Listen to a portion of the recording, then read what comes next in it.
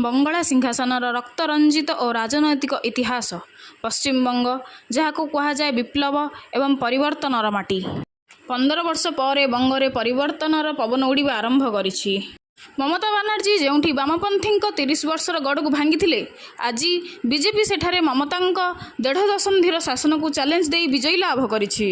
प्रधानमंत्री नरेंद्र मोदी कहिसंती यह बदला नुहे यह परिवर्तनर विजय। किंतु आज आमे बंग शासनर दुई शक्ति केन्द्र विषय कहवाकू जाउछु।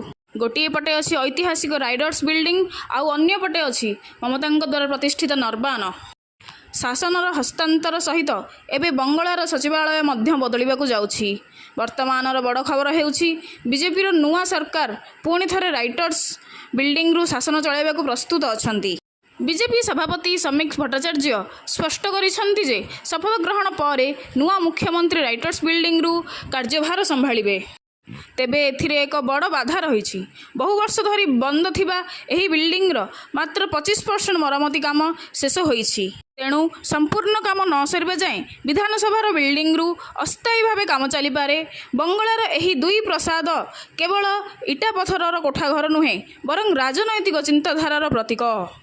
राइटर्स बिल्डिंग 1977 रु 2011 जाए ज्योति बसु एवं बुद्धदेव भट्टाचार्य एही लाल रंगर कोठारू शासन आरंभ करथिले। एहाकू वामपंथी शक्तिर केन्द्र मध्य कहा जाउथिला। ममतांकर नुआ ठिकाना थिला नर्बान। 2013 रे ममता बनर्जी सुरक्षार आड़ देखाई हावड़ार सिनपुर रे थिबा तेजारविसे बिल्डिंग को नर्बान रे नुआ सचिवालय कले।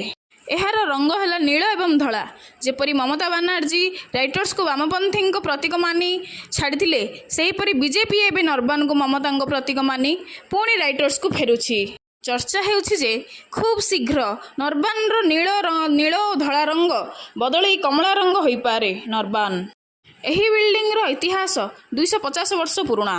1977 मसीह ईस्ट इंडिया कंपनी एहाकू किराणीबा राइटर्स मानंक पई तैयारी करथिला।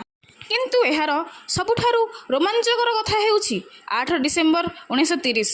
एही 8 डिसेम्बर 1930 रे 3 जन साहसी हिताधिकारी विनय बसु, बादल गुप्ता एवं दिनेश गुप्ता यूरोपीय पोशाक पिंधि से राइटर्स बिल्डिंग रे पसी क्रूर अथॉरिटीज ऑफिसर कर्नल शमसिन को गुली करथिले।